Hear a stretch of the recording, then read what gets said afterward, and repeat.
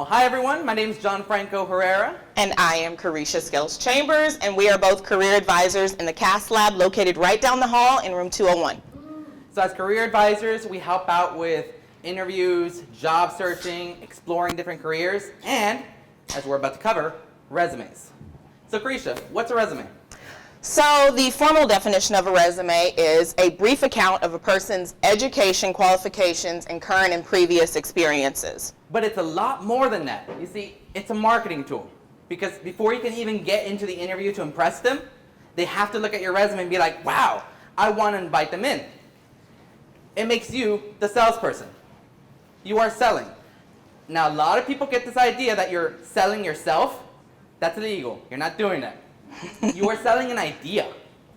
You're selling the idea that you are going to be the best person for that job. You're the best candidate, and once hired, you will be amazing at the job. And so how do we do that? Well, you have to back it up. And you're going to back that up with your education, your experience, your skills, and your accomplishments. Now, when you're preparing for your resume, a lot of you may already have one. The big thing to remember is that it starts with you. It's all about you. And this is what I like to call basically word vomit. Word vomit. I want to make sure you get this idea in your head that you want to get everything out of you. Everything about you.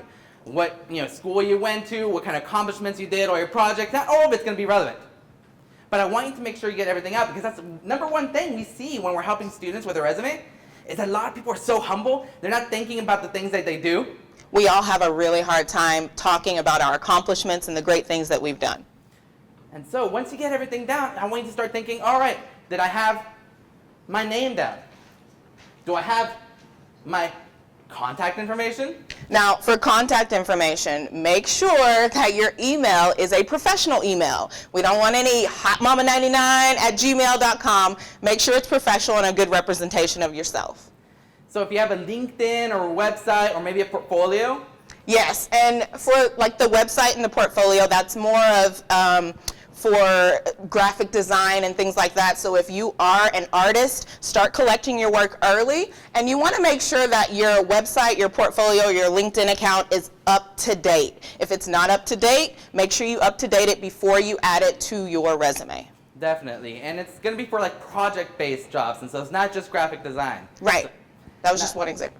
Yes. another thing I want to make sure you guys have is your education, your certifications, your training. Even if you haven't finishing getting your degree, you're going to want to make sure that you can start putting it down so that they see, this person is getting ahead. Skills and abilities, and organizations as well. And organizations could be clubs that you're a part of at the school, church organizations, etc. Now skills, it's also a little hard. You want to make sure that if you know another language, if you know how to use a tool, do you know how to handle money? There are also soft skills like, do you have leadership experience or a teamwork experience? Yes. A lot of jobs, though, really like the hard skills a lot more, though.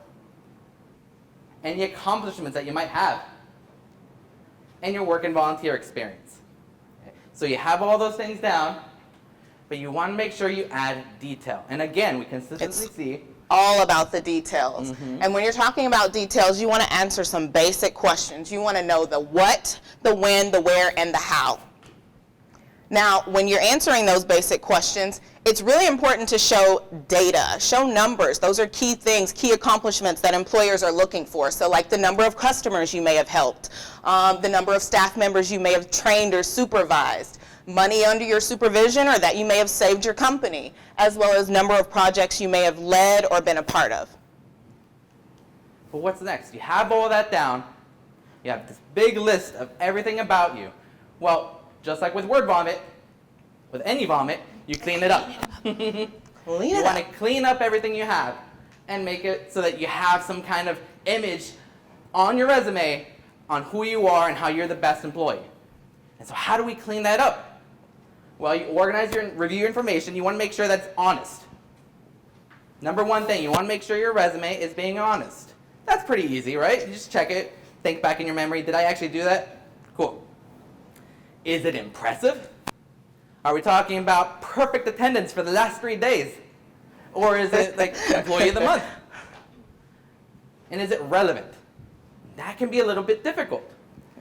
So how do you figure out if something is even relevant to that potential employer or even to that scholarship committee or university. And that's where your research comes in. You're going to research that job description. And as you're researching that job description, you want to make sure that you're highlighting key facts. Obviously, the actual position. So here we've highlighted front office specialist. You're going to be working in a fast-paced environment. You're going to be handling incoming calls, scheduling, billing information, greeting customers. And then you also want to make sure that you qualify for that particular job. So here you have to have at least a high school diploma or GED and a minimum of 1 year experience. And then there might be some other certifications that you might have, like OSHA. So you found the things that are in a job description or even just in a scholarship application that you're like, oh man, that really matches me. I'm going to go back to my paper and make sure that's in there. But then you'll notice something here. And this one says smile philosophy and heart philosophies. And you're like, what do those even mean, right? So you keep on researching. Research the company, research the university, and so on. Check out their website. Find out, what does heart philosophy mean? What does smile philosophy mean? And you'll compare those values. Oh man, those values. Oh, this company, this university really is for me. And you'll kind of find out, number one, whether you should even keep on applying. And number two, maybe it's something that you can put down on your resume. You'll keep on researching. You can check out their Wikipedia, check their history, know some basic facts. And finally, check them out on the news. Because whatever you don't put in your resume will be something you can say in the interview. You'll be like, oh yeah, I know the company, I know the place. Summary. So summary or your profile basically is going to be about 3 to 5 bullets or sentences. It's going to be the most relevant information, and it's going to highlight your accomplishments, okay? And the way that we do that, go ahead and show them an example. So here's an example of one. So the big idea is you got all that information, you know what you're going to present to them, you're going to summarize it real quick for them. You know, like a lot of people, think too long, didn't read. This is just a short synopsis for them. In this example, there are 4 bullets. The first one, customer service representative with over 4 years of experience in account administration and telephone sales. Automatically labeling yourself as to what you are, and automatically telling them you have experience in that field. The next 2 are about skills. Designing and implementing sales strategy and possessing customer service skills in sales and communications. It's all right. But the last one is pretty important. This one will set you apart. It's called an impact statement. This particular example implemented a new sales strategy, cutting training expenses by 90%, and blah, blah, blah, blah. The big detail here is the detail. You have this cool accomplishment, and you're putting in the details and showing, I can do that over there. Yes. I can do that. Because you want to keep in mind that this summary is going to be at the top of your resume, and most employers only have about 30 to 60 seconds to review resumes. They get a ton of resumes, and you want to make an immediate impact, okay? You want them to keep reading. You want them to want to keep reading your resume. Order matters. Like I just said, most relevant information at the top. So you want to start at the very top. In that summary, the things that are going to make that immediate impact, you want to put them at the very top of your resume, and then least important going down. Now, how does that translate to your resume? Well, we already saw that list before. You're still going to want your name at the top. They need to know who you are. Mm-hmm. They need to know your contact information. They need to know if you have a link to like other projects and things. And now, your summary. But what about after that? Well, we have all these components, and you kind of have to make that choice yourself. You can ask a mentor, you can ask a professor, you can ask us. And you're looking through your organizations, your skills, abilities, and so on, and then you get to your accomplishments.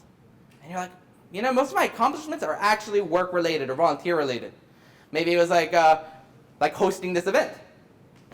And you can put that in there. You don't have to have its own section. If you feel like it fits right into work and volunteer experience, that's what you do. And then you're looking at it again, and you're like, you know what? Maybe my work and volunteer experience is actually more important to that company, more important to that scholarship committee. Just go ahead and move it. It's like an essay. You can just move things around to make it seem as if like you know what you're doing, and to make it show that like there's this chronological order of how amazing you are. So here's an example. And you'll notice that every section is pretty distinct, right? That makes it easier for the committee, for the hiring manager to be able to look through. They'll know exactly where your name is, your summary, your experience, and all that. So that's where we get into this question. Can your resume be more than 1 page long? Absolutely. Yes, yes, and yes. It can be more than 1 page long. Remember, you want the most relevant information on your resume, and if that information is relevant and you have tons of it, then yes, it's going to be more than 1 page. You want to make sure you put all of that information on there. Now keep in mind that hiring managers, committees, they're people too. All right? So that means as they're reading through it, they might not get to the very end. Okay? Some go through it all, others don't. So that's why we keep on stressing order matters. Now when we're going to design and format, here are two examples.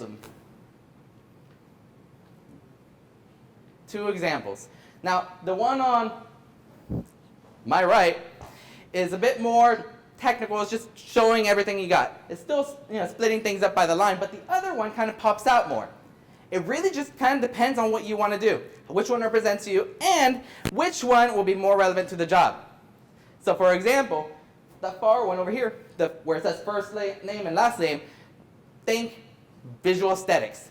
Any job that's going to care about how you make things look, well, that means your resume is important because it's got to show that you can actually make things look good. For any technical role, this one kind of worked better. It's going to be more about content for technical. Think technical roles like accounting, finance, computer programming, those kind of places don't really care much about the fluff. They care about whether or not you can do the job. So now, should you have more than one resume version? Again, yes, you should. Everyone should have more than one resume. If you are applying for jobs in different fields, you're going to have one resume for this field, one resume for that field. Because remember, we're tailoring our resume for that particular job. Especially if you're applying to universities, they're going to care a lot about your education. Yes. Work, that'll be probably work experience. Now, formatting is a little hard to describe, and so I'm using these shapes to help you out. All of you guys can see it, rectangle, rectangle, triangle, rectangle.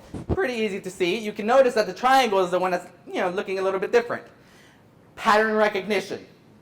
We've learned it since kindergarten. It's kept us alive for so long. We notice when something's a little different. And sometimes it can be off-putting. For example, all of you hopefully can notice that there's a rectangle that's not quite aligned with all the others. If you can't, you're kind of proving my point. You have to make sure that everything aligns. And what does that mean? Well, there are invisible lines connecting everything to make sure things match up. I'm not saying things can't be misaligned, but you have to be consistent. Similarly, with color. If you want to use color to pop, make sure that you use color appropriately. If you're bolding some things, make sure you keep bolding those same things. And finally, font size. We want your name loud and bold and big, and everything else should not be that big. And when you're going through it, you're proofreading. And it's so important. We want you to proofread, proofread, and proofread. As I like to say, proofread. Extra O. Did anybody catch that?